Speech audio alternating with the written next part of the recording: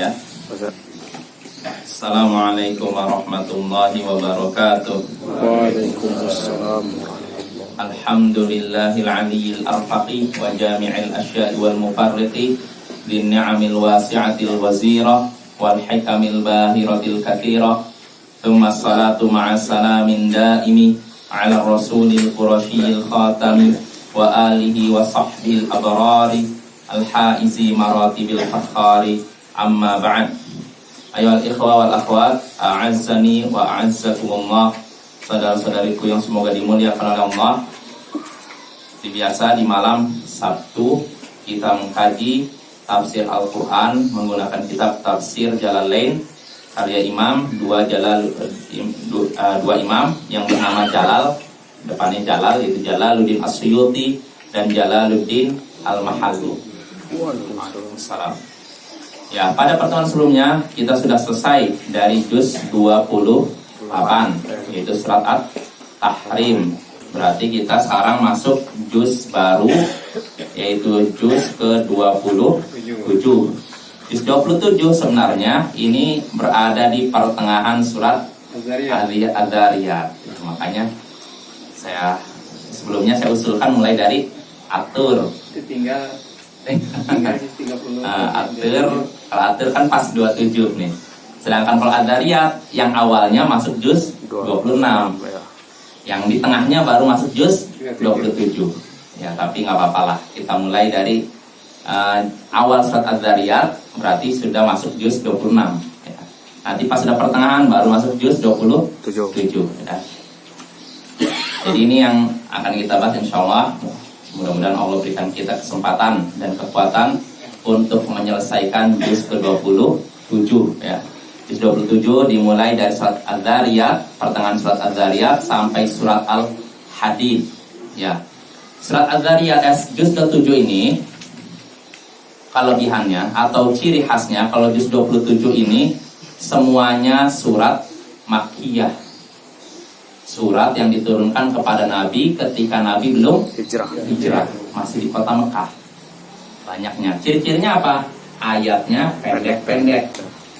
Kalau bapak-bapak, ibu-ibu lihat di juz 27, rata-rata ayatnya pendek-pendek. Contohnya di sini surat Ad-Dzariyat, wadzariyati dzarwa. Pertama, falhamilati wiqra. Pendek kan? Faljariyati yusra. Nah, ini Ad-Dzariyat. Begitu juga surat At-Tur, Wat-Tur, ayat pertama. Wa kitabim mastur, ayat kedua. Fi raqqim mansyur, ayat ketiga. Begitu juga setelahnya surat An-Najm, wan najmi idza hawa ma dhalla sahibukum wa ma ghawa. Pendek-pendek. Ya, ini ciri-ciri surat Makkiyah seperti itu. Ayatnya pendek-pendek. Adapun surat Madaniyah, surat yang diturunkan ketika Nabi sudah hijrah, ayatnya panjang-panjang. Contohnya surat Al-Baqarah, Ali Imran, An-Nisa, dan semacamnya. Dan di antara ciri surat Makkiyah juga, surat Makkiyah biasanya membahas tentang surga, neraka, tauhid, lalu tentang apa? Tentang kabar gembira bagi orang beriman, peringatan bagi orang yang kafir, dan semacamnya. Sedangkan surat Madaniyah rata-rata membahas tentang hukum-hukum Islam, sholat, zakat, jihad, dan semacamnya. Nah, ini perbedaan Makkiyah dan Madaniyah. Dan surat yang akan kita bahas, Ad-Dzariyat, ini termasuk surat Makkiyah. Ya, Ad-Dzariyat. Kenapa dinamakan surat Ad-Dzariyat? Karena di awal surat tersebut, di ayat pertama ada kata wadzariyat. Ad-Dzariyat artinya yang menerbangkan. Maksudnya apa? Ya, kita baca ayatnya ya. Jadi surat Ad-Dzariyat ini termasuk surat Makkiyah yang jumlahnya 60 ayat. A'udzu billahi minasyaitonir rajim.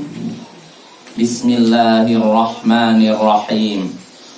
Wadzariyati dzarwa falhamilati wiqra faljariyati yusra falmuqassimati amra innama tu'aduna lasadiq wa innad dina lawaqi' was samaa'i dzatil hubub innakum lafi qawlim mukhtalif yufaku anhu man ufik qutilal kharrasun alladzina hum fi ghamratin sahun yas'aluna ayyana yawmuddin yaumahum 'alan nari yuftanun dzuqu fitnatakum hadzal ladzi kuntum bihi tasta'jilun.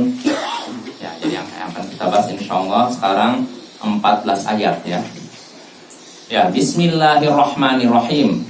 Dengan nama Allah yang Maha Pengasih lagi Maha Penyayang. Setiap surat dalam Al-Qur'an dimulai dengan bismillahirrahmanirrahim, kecuali surat apa?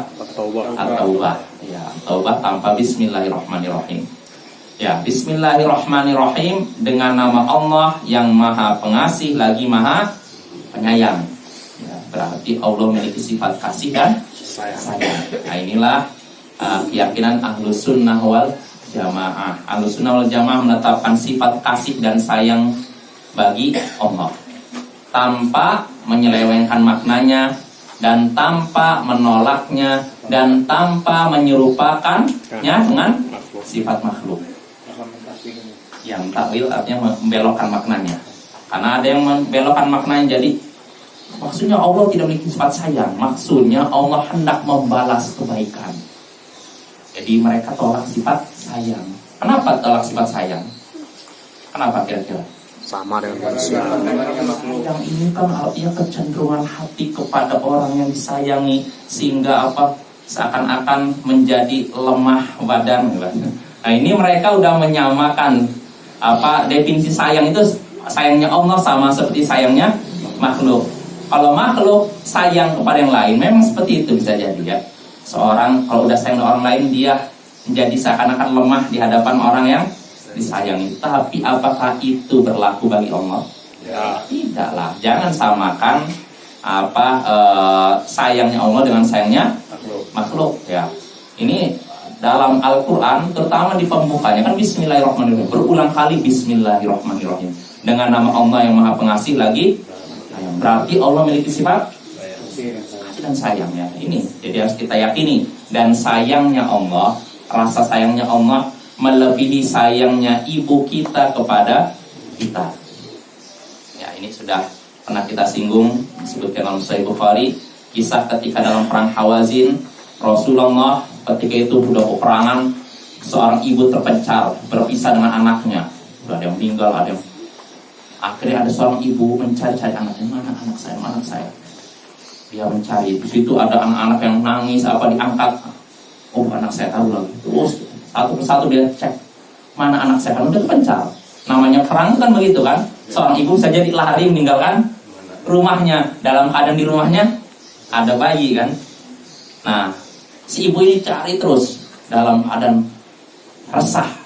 Kemana anak saya? Kemana anak saya? Kemana anak saya? Nah, Rasulullah memperhatikan seperti itu. Rasulullah menyaksikan manusia. Nah, ketika si ibu ini dalam keadaan sudah benar-benar resah, tiba-tiba dia berhasil menemukan anaknya. Setelah itu langsung disusui. Bayangkan bagaimana gembiranya ibu ini menemukan anaknya. Bayangkan bagaimana bahagianya wanita itu menemukan buah hatinya. Nah, Rasulullah SAW menyaksikan kejadian itu bersama para sahabatnya. Beliau pun berkata kepada para sahabatnya, "Aturawna hadhihi tarihatan waladaha finnar?" Menurut kalian mungkinkah si ibu ini tega melemparkan anaknya ke dalam api? Menurut kalian mungkinkah si ibu ini sudah menemukan anaknya lalu dia tega melemparkan anaknya ke dalam api?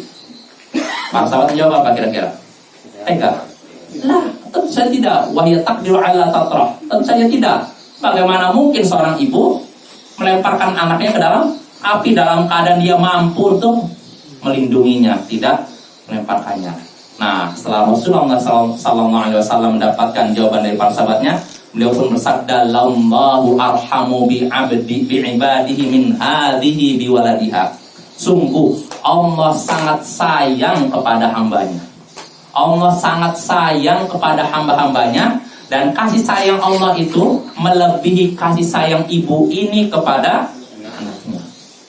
Jadi kalau kita bisa merasakan bagaimana kasih sayang ibu kepada anak, maka ketahuilah kasih sayang Allah kepada kita lebih besar daripada kasih sayang ibu kita terhadap kita. Ya, makanya kalau kita tahu ayat-ayat seperti ini, hadis-hadis seperti ini kan mendorong kita untuk cinta kepada Allah kan. Ya, makanya Ahlus Sunnah ini mendorong kalau kita mempelajari akidah Ahlus Sunnah, kita makin cinta kepada Allah. Tapi kalau kita mempelajari akidah bukan akidah Ahlus Sunnah, malah pengagungan kita kepada Allah jadi berkurang. Ya, contohnya kalau kita mengikuti keyakinan Jahmiyah, Allah itu tidak punya nama dan sifat. Kita kata orang Jahmiyah, Allah tidak punya nama dan tidak punya sifat. Allah tidak punya nama Ar-Rahman yang Maha Pengasih, dan Allah juga tidak punya sifat kasih. Coba kalau kita meyakini keyakinan Jahmiyah seperti ini, kira-kira nanti ketika kita beribadah pada Allah rasanya apa? Kita berdoa pada Allah, tapi Allah tidak dengar. Allah tidak punya as-sami', nama Maha mendengar, dan tidak mendengar. Kalau itu saya doa untuk apa? Ya kan? Ya tidak? Ya, kalau kita ngikuti keyakinan ahli bid'ah ini seperti Jahmiyah, Mu'tazilah dan semacamnya, otak kita rusak. Pengagungan kita terhadap Allah berkurang. Dan akhirnya kita pun tidak khusyuk dalam beribadah. Ya tidak? Iya, itu karena akidahnya sudah rusak, akal sudah rusak. Tapi kalau kita mengikuti akidah Ahlussunnah, akal kita masih sesuai fitrah kita, sehingga kita pun merasakan keagungan Allah. Ya. Bukan nama-nama Allah, itu kan ada 99. Apa sih sekaligus sifat Allah sekaligus? Iya, sebenarnya ini Semua nama Allah. iya, memang sebenarnya kalau kita belajar, nah insya Allah saat-saat lah kita belajar tentang asma sifat. Kalau kita udah belajar kitab tauhid, mungkin belajar akidah wasitiyah, terus mungkin belajar qawaidul mutlaq. Itu bagus gitu. Qawaidul mutlaq artinya kaidah-kaidah terkait nama dan sifat Allah. Supaya kita paham bagaimana memahami nama dan sifat Allah. Jadi termasuk kaidah yang disebutkan para ulama, setiap nama Allah menunjukkan sifat, menunjukkan nama dan sifat. Tapi tidak setiap sifat Allah menunjukkan nama. Saya ulangi lagi, ini kaidah saya ambil lewat aja ya. Setiap nama Allah menunjukkan nama dan sifat Allah. Sedangkan ketika disebutkan sifat Allah, belum tentu menunjukkan nama. Menunjukkan sifat tapi tidak menunjukkan, belum tentu menunjukkan nama. Contohnya begini. Di antara nama Allah yang sudah kita bahas tadi apa?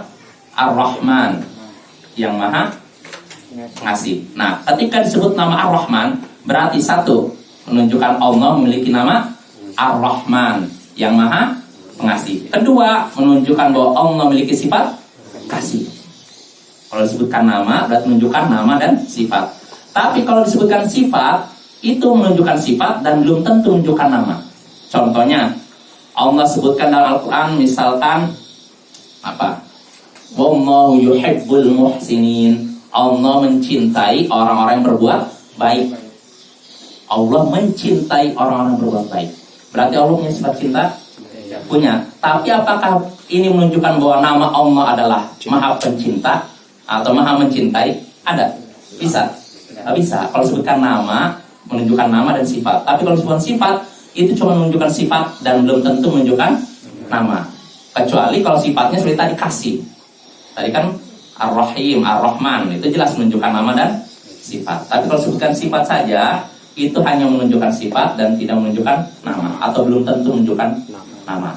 Maka kalau disebutkan sifat Allah, nama Allah 99, berarti menunjukkan satu, bahwa Allah memiliki nama 99 dan memiliki sifat 99. Jelas Bapak ya? Kalau disebutkan nama Allah 99, berarti satu, Allah menunjukkan bahwa Allah memiliki nama 99 nama, dan kedua, Allah memiliki 99 sifat. Nah ini jelas Bapak ya? Ya, tapi perlu kita ketahui, keyakinan Ahlus Sunnah wal Jamaah bahwasanya nama Allah itu tidak terbatas. Bukan 99. Bahkan dari kalangan ini Ahlus Sunnah wal Jamaah, bahkan di kalangan Asy'ariyah, sekte Asy'ariyah, mereka pun menyatakan nama Allah tidak terbatas.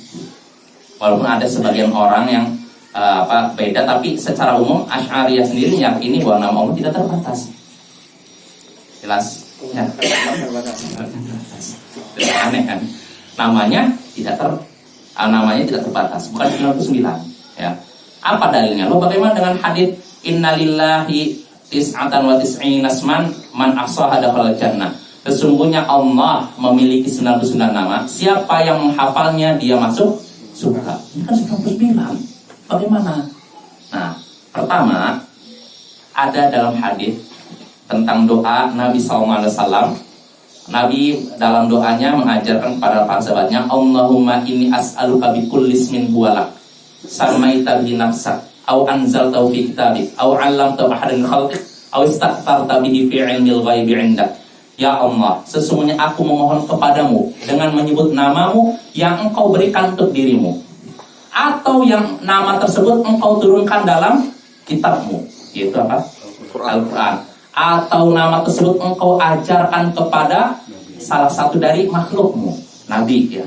Awista'tharta bihi fi ilmil ghaibi 'indak, atau nama tersebut engkau sembunyikan dalam pengetahuan gaibmu. Atau nama tersebut engkau sembunyikan. Saya mau nanya, kalau Allah menyembunyikan sesuatu, apakah kita bisa mengetahuinya? Berarti ada nama Allah yang ya tidak kita ketahui kan? Berarti nama Allah bukan cuma 99. lebih dari itu. Sebagaimana dengan hadis tadi, sesungguhnya Allah memiliki 99 nama. Siapa yang menghafalnya maka ia masuk surga. Maka maksud hadis ini bukan pembatasan. Maksudnya begini, Allah itu namanya tidak terbatas. Namun siapa yang menghafal 99 namanya, dia akan surga. Seperti gini Bapak. Misalkan saya ngomong kepada di sini, saya ngasih kuis. Di kantong saya ada uang 100.000.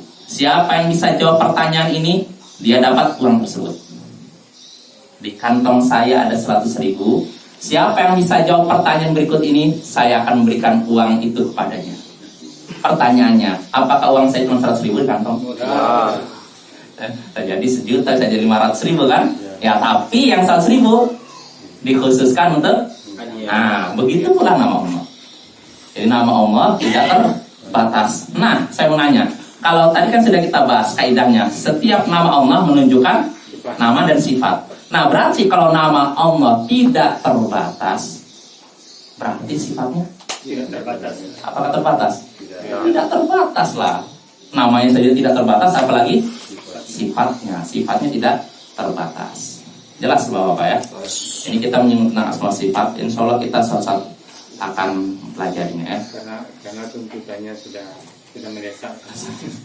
Ya nggak apa-apa, kita belajar uluhiyah dulu. Uluhiyah lebih penting ya. Walaupun memang asma sifat penting, tapi insya Allah kalau kita dasarnya sudah kuat, ke atasnya kuat Bapak ya. Karena metodenya pengajaran para ulama memang dimulai dari tauhid asma sifat.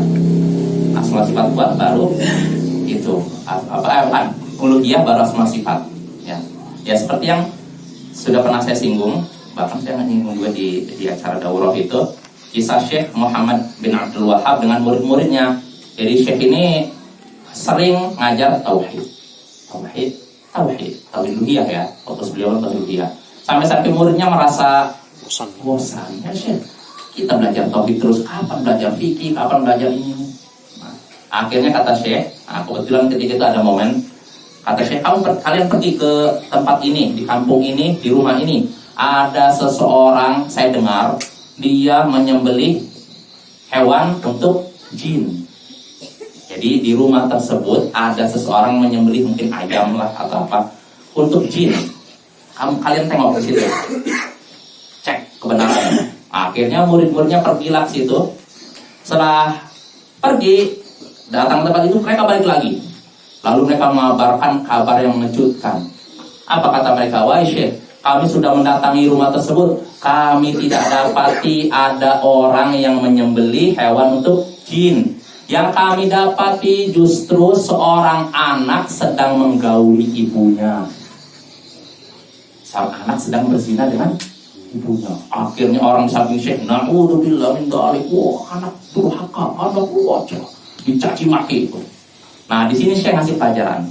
Tadi waktu saya bilang di situ ada orang yang menyembelih hewan untuk jin, kalian tidak mengucapkan alhamdulillah, kalian tidak ada yang mencela. Tapi ketika kalian tahu di situ ada seseorang berzina dengan ibunya, kalian baru mengucapkan kata-kata naudzubillah, kata-kata celaan. Padahal dosa menyembelih hewan untuk selain Allah lebih besar daripada dosa seorang anak berzina dengan ibunya. Wah, sadarlah mereka, saya udahlah baca lagi tauhid. Akhirnya suruh belajar tauhid lagi. Kalau udah selesai tauhid uluhiyah, kita masuk tauhid asma sifat. Jelas Bapak ya? Ya karena kalau lalu langsung loncat, hebatnya pondasinya nggak kuat, nanti kita lemah. Ya, Insya Allah itu lebih bagus. Kita ikutin metode para ulama dan jangan terpancing dengan suasana. Saya paham. Ada mungkin orang yang mancing kita untuk masuk ke dalam itu pembahasan tauhid asma sifat. Saya pikir jangan dulu, sabar aja, Pak. Insya Allah suatu saat kita akan sampai situ. Kalau pondasinya sudah kuat, di atasnya kuat. Tapi kalau kita langsung loncat tauhid asma sifat, sedangkan pondasinya nggak kuat, gampang runtuh. Jelas, Bapak-bapak? Ibu jelas ya? Ini tentang Bismillahirrahmanirrahim. Yang nggak apa-apa, kita agak memperpanjang. Nah, sekarang kita masuk saja ayat pertama dalam surat Az-Zariyat. Wadzariyati dzarwa. Demi yang menerbangkan debu. Demi yang menerbangkan debu. Wadzariyat, demi yang menerbangkan. Apa yang menerbangkan di sini? Ar-riyah, kata Imam Al-Mahalli. Artinya apa? Demi angin yang menerbangkan debu. Tadrut turab wa ghairah. Demi angin yang menerbangkan tanah dan semacamnya, menerbangkan debu dan semacamnya. Artinya di sini Allah bersumpah demi apa? Angin yang menerbangkan debu. Nah, di sini juga timbul pertanyaan mungkin. Loh, katanya kita itu dilarang bersumpah dengan selain Allah. Lah, di sini kok Allah bersumpah dengan angin? Angin kan selain Allah kan? Lah gimana ini? Nah, ini kan perlu dibahas Bapak ya. Apa jawabannya Bapak? Allah suka. Iya. Tidak ada membatasi. Ya Allah berfirman dalam surat Al-Anbiya, la yus'alu amma yaf'alu wa hum yus'alun. Allah tidak akan ditanya tentang apa yang dia perbuat. Akan tapi mereka lah yang akan ditanya tentang apa yang mereka perbuat. Artinya tidak ada yang bisa mendikte Allah.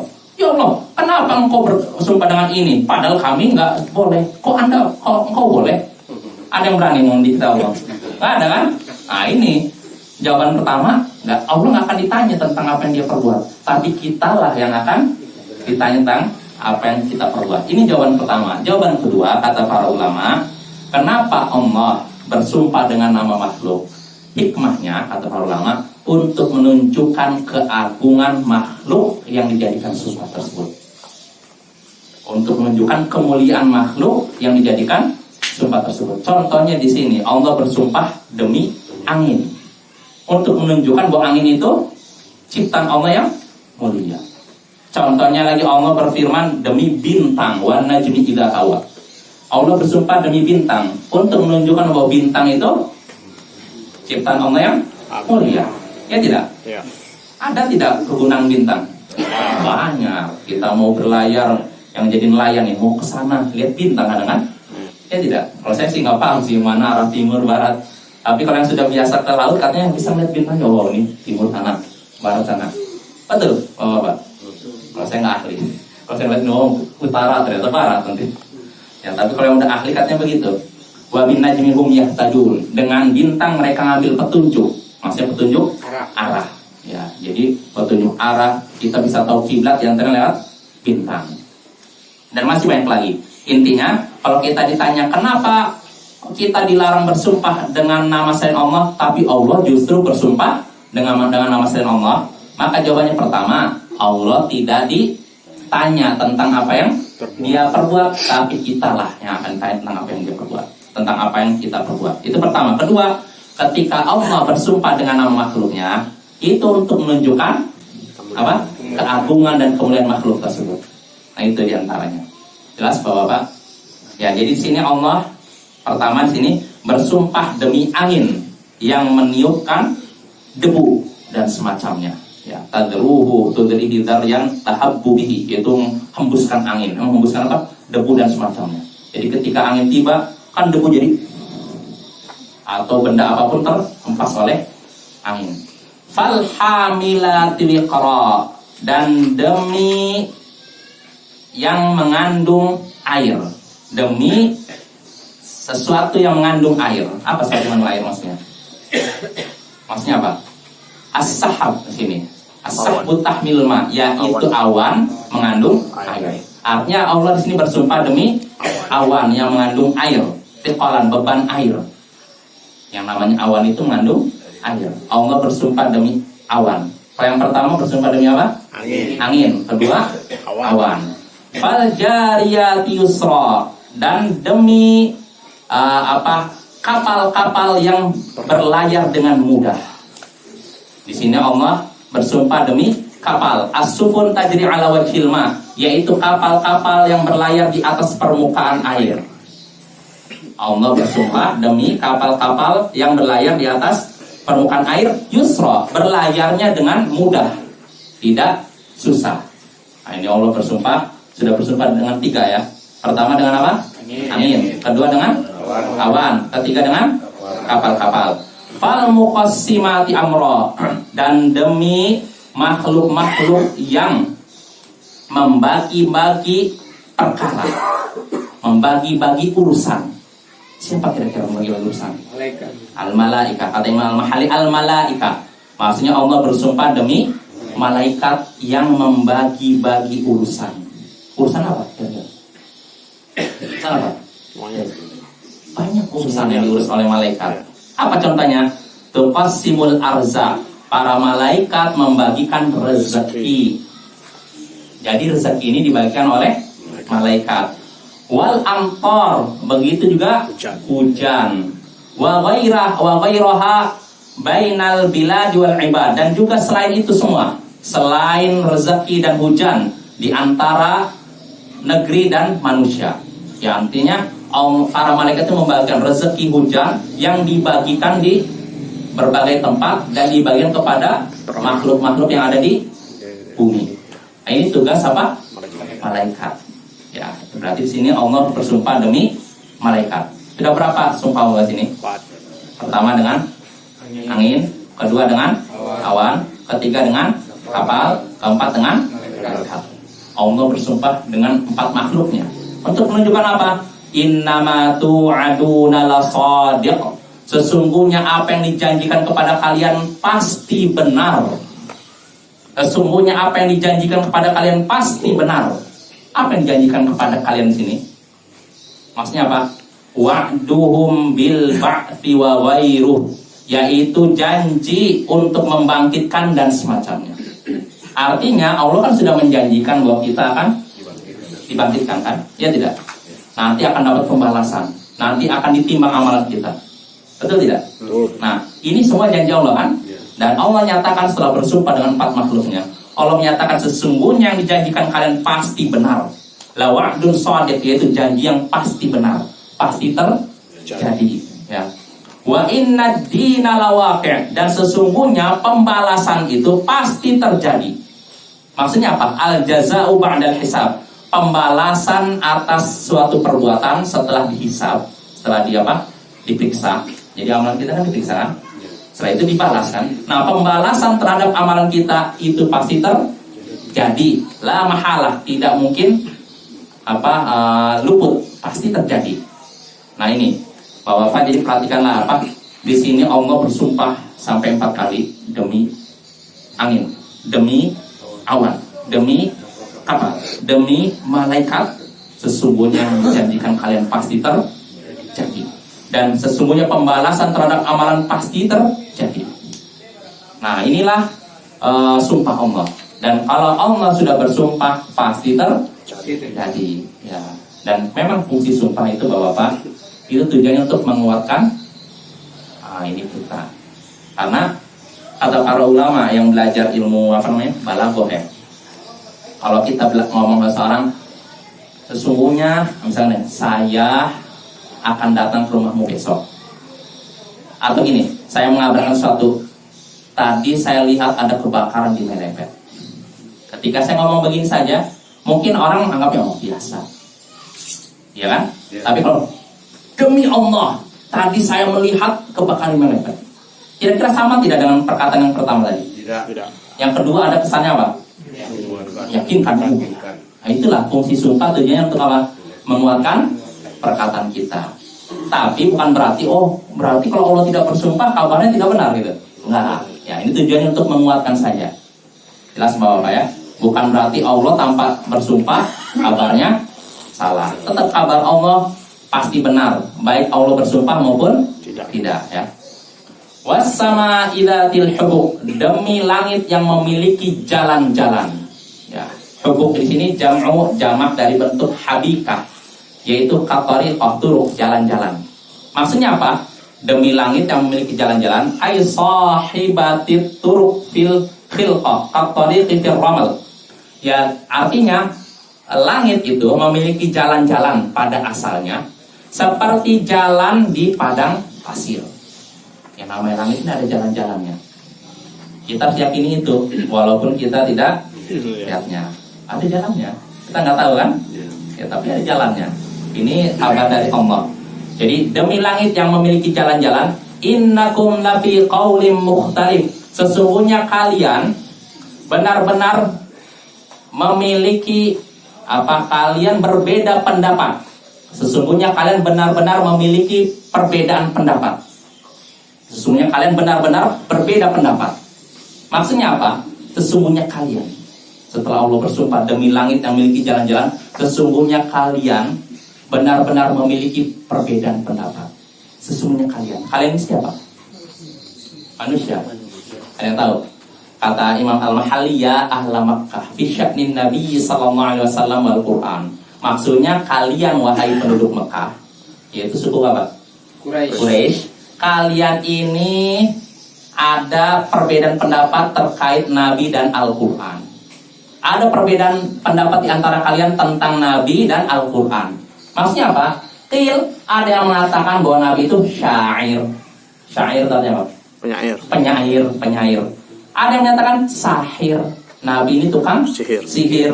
Dan ada yang menyatakan kahin. Kahin itu apa? Dukun. Peramal, dukun. Jadi mereka sendiri beda pendapat. Sihrun kahana. Ada yang menyatakan Al-Quran itu syair, dan ada yang menyatakan sihir, dan ada yang menyatakan ramalan. Jadi orang Quraisy sendiri ketika menilai Nabi dan Al-Quran, mereka beda pendapat, tidak satu kata. Inilah sebenarnya kebiasaan orang-orang sesat, Bapak. Tahsabuhum jami'a wa qulubuhum syatta. Kalian menyangka mereka bersatu padu, padahal hati mereka ahlul batil, orang-orang sesat.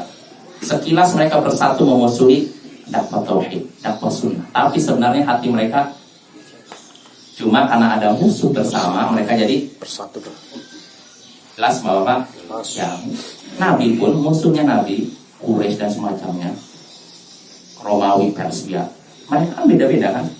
Romawi, ahli kitab, Persia, Majusi, Quraisy, musyrikin kan?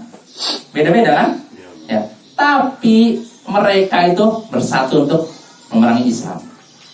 Padahal keyakinan mereka beda-beda. Itu dah semacam apa ya? Sunnatullah, Bapak. Jadi para ulama menjelaskan ahlul batil sebanyak apapun, kalau menghadapi ahlul hak, orang megang kebenaran, mereka akan bersatu. Tapi tetap saja hati mereka bercerai-berai. Itu persatuan yang semu. Ya, maka kita jangan tertipu dengan persatuan model gitu. Persatuan di atas apa? Persatuan kebun binatang. Ya, persatuan di atas saling memaklumi kesesatan. Itu. Ya, artinya enggak gitu. Persatuan yang semu. Kalau persatuan akan bercerai-berai. Ya. Jadi yang kita inginkan persatuan bukan seperti itu, tapi persatuan di atas Al-Quran dan Sunnah dengan pemahaman salaful ummah, pemahaman para sahabat. Inilah persatuan yang hakiki, bukan persatuan basa-basi. Karena kalau persatuan basa-basi, ya memang sekilas nanti bersatu. Nanti kalau ada yang satu punya kepentingan, pecah. Nah, jelas Bapak? Ya, kita kembali lagi. Jadi orang-orang ini, orang-orang kafir Quraisy, orang penduduk Mekah di sini, mereka sendiri berbeda pendapat tentang apa? Nabi dan Al-Quran. Ada yang menyatakan bahwa Nabi itu syair, penyair, dan Al-Quran itu syair. Dan ada yang menyatakan Nabi itu tukang sihir, Al-Quran itu berarti sihir. Dan ada yang menyatakan Nabi itu peramal, dan Al-Quran itu ramalan. Mereka berbeda pendapat. Ya. Yufaku anhu man ufik. dipalingkan darinya orang yang sudah dipalingkan. Dipalingkan darinya. Dari apa? Anin Nabi sallallahu alaihi wasallam Al-Quran. Dipalingkan dari Nabi dan Al-Quran, maksudnya dari beriman kepadanya. Orang yang berpaling, maksudnya apa? Surifa anil hidayati fi ilmillah. Orang yang dipalingkan dari hidayah menurut ilmu Allah, mereka dipalingkan dari Nabi dan Al-Quran. Tidak mau orang yang dipalingkan dari hidayah tidak akan beriman kepada Al-Quran dan Nabi. Berarti ini menunjukkan kita harus beriman kepada apa? Kepada apa kira-kira? Al-Quran dan Nabi. Kepada Nabi. Enggak, perhatikan nih.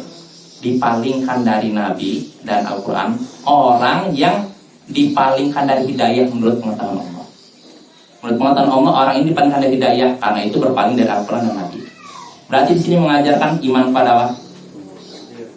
Takdir.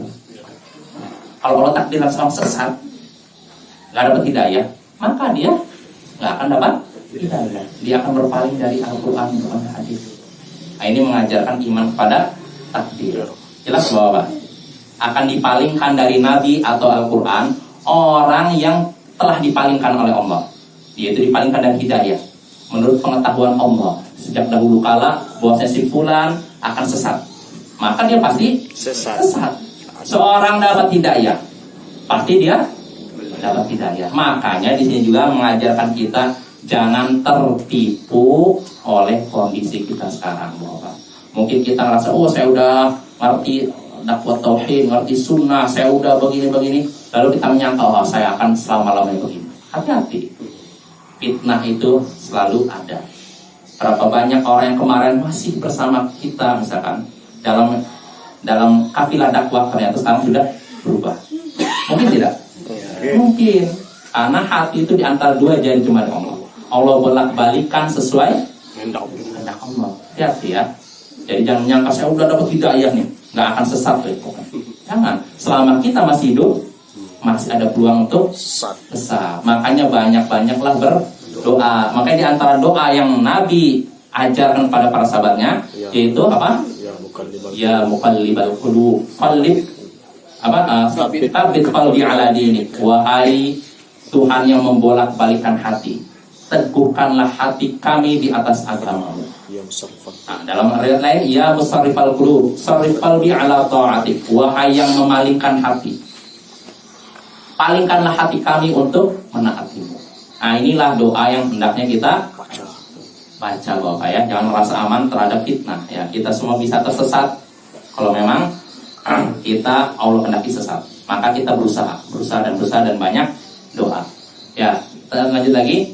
Jadi itu tadi saya main berapa? 9 ya. Oh iya. Jadi sesungguhnya kalian berbeda pendapat dan dipalingkan dari Al-Quran dan Nabi orang yang telah dipalingkan. Qutilal kharrasun, terkutuklah orang-orang pendusta. Alladzina hum fi ghamratin sahun, yaitu orang yang tenggelam dalam kelalaian dan kebodohan. Maksudnya apa tenggelam dalam kelalaian dan kebodohan? Waktu habis. Tidak dikit lagi belajar. Berapa menit? 2 menit lagi lah. 2 menit lagi. Atau 3 menit lagi. Ya mungkin pertemuan berikutnya aja lah. Qutilal kharrasun alladzina hum fi ghamratin sahun. Ini soal pertemuan berikutnya aja ya, Bapak ya.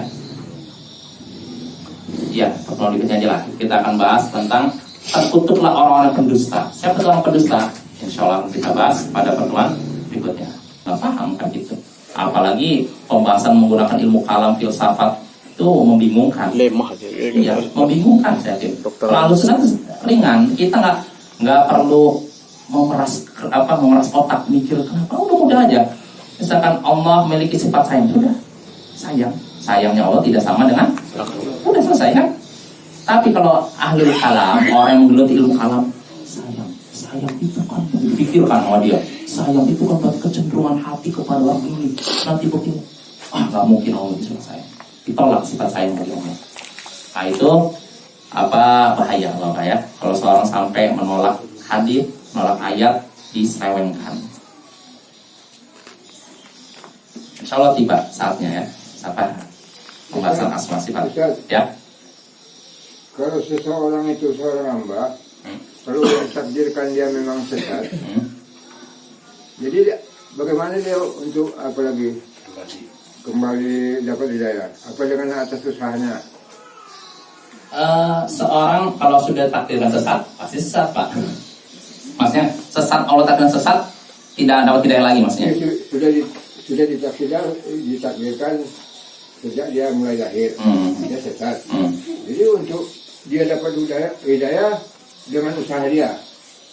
Kalau ini, kalau seorang Allah takdirkan dapat hidayah dan tidak akan sesat lagi, dia pasti dapat hidayah terus. Kalau seorang ditakdirkan sesat dan tidak dapat hidayah, sesat terus.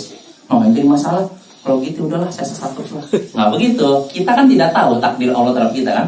Apakah kita sesat nanti, apakah kita sesat lagi atau dapat hidayah terus, kita nggak tahu. Maka sikap kita beramal. Banyak beramal. Makanya Nabi kan pernah tanya, wahai Rasulullah, kalau memang kita semua sudah ditakdirkan tempatnya di surga, tempat di neraka, untuk apa beramal? Artinya kan udah percuma hebatnya gitu kan para sahabat kan. Namun apa jawaban Nabi? I'malu, tetap beramal. Fakullun muyassarun lima khuliqalah. Karena setiap orang akan dimudahkan sesuai dengan takdirnya. Artinya apa? Bapak-bapak, jadi ini justru mendorong kita untuk selalu siaga terus. Contohnya gini, kalau kita misalkan beramal soleh terasa mudah, husnuzon, oh berarti mudah-mudahan ini takdir saya. Tapi kalau kita beramal soleh susah, tapi maksiat mudah, wah ini hati-hati, jangan-jangan ini takdir saya untuk jadi orang sesat. Makanya segera taubat. Ya gitu. Jadi semua segala sesuatu sudah takdir Allah, ditakdirkan oleh Allah. Ini karena takdir Allah itu jangan ditafsirkan misalnya pencuri. Memang sudah takdir saya jadi pencuri. Iya, karena dia nggak tahu takdirnya seperti apa kan. Tapi berusaha untuk dia. Betul. Ya. Artinya ini kayak kenal sunnah. Jadi kita ini di antara dua sekte sesat, Qadariyah dan Jabariyah. Juga asmasi berarti. Jabariyah dan Qadariyah. Al-Sunnah di tengah. Qadariyah artinya orang yang berpendapat bahwa manusia menciptakan perbuatannya sendiri. Tidak ada takdir Allah. Nggak ada campur tangan Allah. Saya bisa masuk surga karena usaha saya. Saya masuk neraka gara-gara usaha saya juga. Saya bisa sukses karena usaha saya. Saya gagal karena saya juga. Nah, ini keyakinan sesat Qadariyah.